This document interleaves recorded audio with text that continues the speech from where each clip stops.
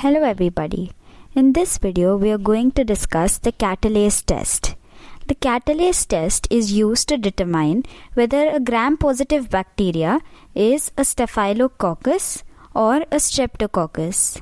Staphylococcus bacteria produce the enzyme catalase and are hence catalase-positive organisms. Streptococcus, on the other hand, do not produce the enzyme catalase and are catalase-negative organisms. Catalase is an enzyme that is used by bacteria to reduce hydrogen peroxide into water and oxygen.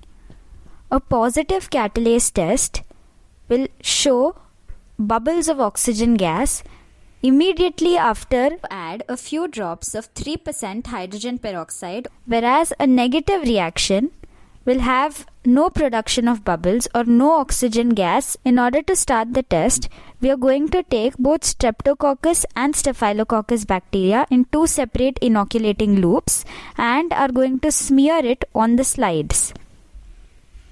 After smearing them on the slides, we are going to add a few drops of 3% hydrogen peroxide on the organisms that are to be tested. The slide, which does not show any bubbles, is indicative of a negative catalase test, whereas the slide which instantaneously bubbles up or fizzes up is a catalase positive slide. One important point that must be kept in mind is that we must use the inoculating loop in such a way that we are only taking the bacteria and we do not take any amount of blood cells in our inoculating loop. That's because blood cells contain catalase enzyme and they can give a false positive test.